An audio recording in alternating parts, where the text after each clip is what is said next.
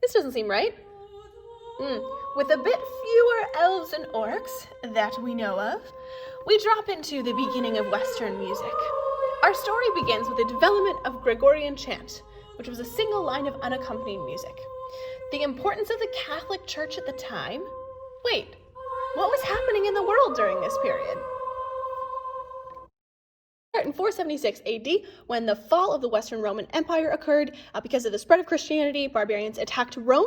Then Clovis becomes king of the Franks, Muhammad is born, Jerusalem falls to the Islamic forces, and then we go to Charlemagne, who is crowned king of the Holy Roman Empire. The Vikings from Scandinavia begin invading northern Europe. We are now up to 835 AD. Then we get into the High Middle Ages, which start around 1000, when we have William of Normandy conquering England. The Crusades happen all the way from 1095 AD to 1291 AD.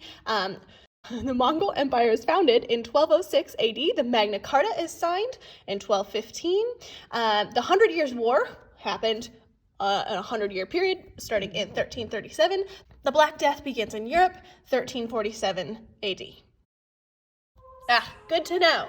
Back to Gregorian chant sung in church. The text was from the Mass and was in Latin.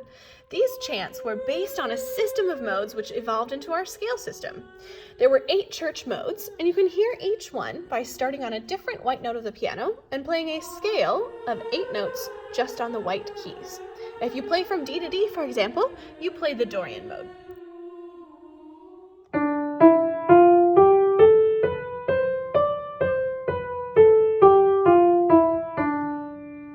So these chants do sound a bit dated to us since they're not in our standard major minor keys. The Gregorian chants, as I said before, were unaccompanied, and the music was monophonic, meaning there was only one line of music, mono, at a time. Much of this music was also in 3/4 time, likely a derivative of the Holy Trinity, which is different from modern times because now we are in love with 4/4 time.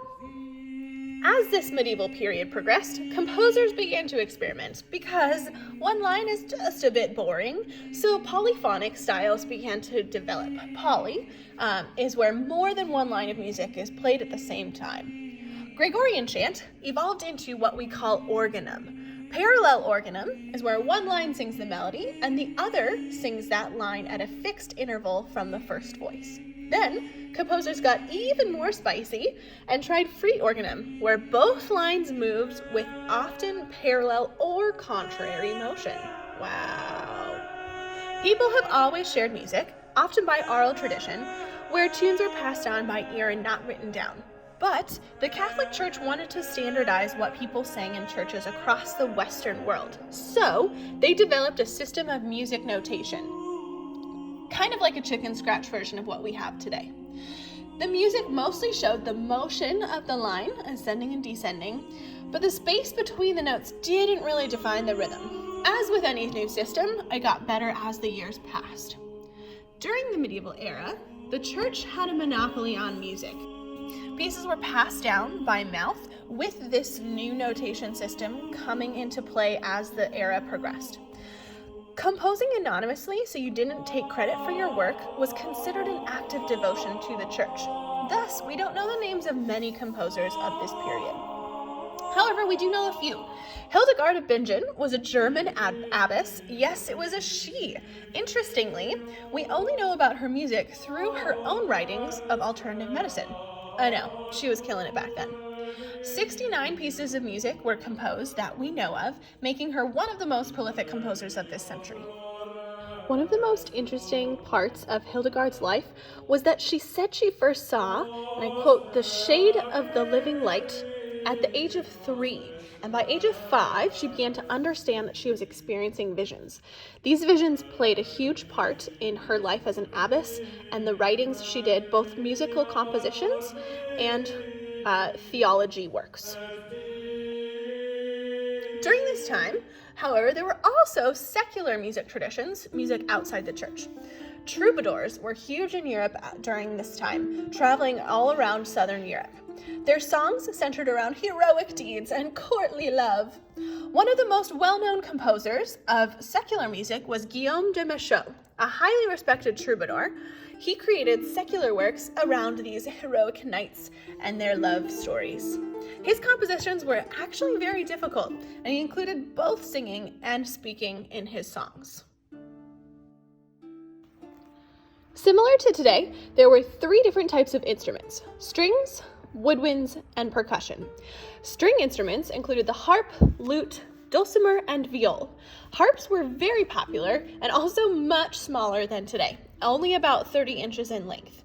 The lute was a plucked string instrument with a pear-shaped body, bent neck, and fingerboard.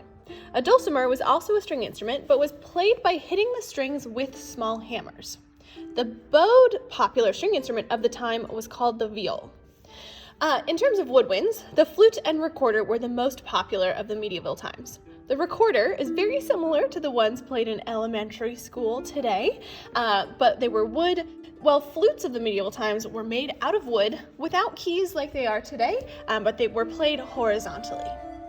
The oldest type of instruments, percussion, was very prevalent during the medieval time as well. Drums were made of animal skin stretched across a hollow wooden base. Tambourine was very popular, and bells were often seen being played by the troubadours. One of my favorite instruments of the time, purely based on its name, was the hurdy-gurdy. Yes, that's its name, the hurdy-gurdy. Not joking. The hurdy-gurdy produces its sound by a hand crank rosined wheel rubbing against strings. The wheel that turned functions much like a violin bow, and single notes did sound much like a violin. Melodies are played on a keyboard that presses small wedges against one or more of the strings to change their pitch. Most hurdy-gurdies have multiple drone strings, which give a constant pitch accompaniment to the melody. And that's it on condensing over 1,300 years into 7.5 minutes. Thank you so much for tuning in, and have a fantastic rest of your day.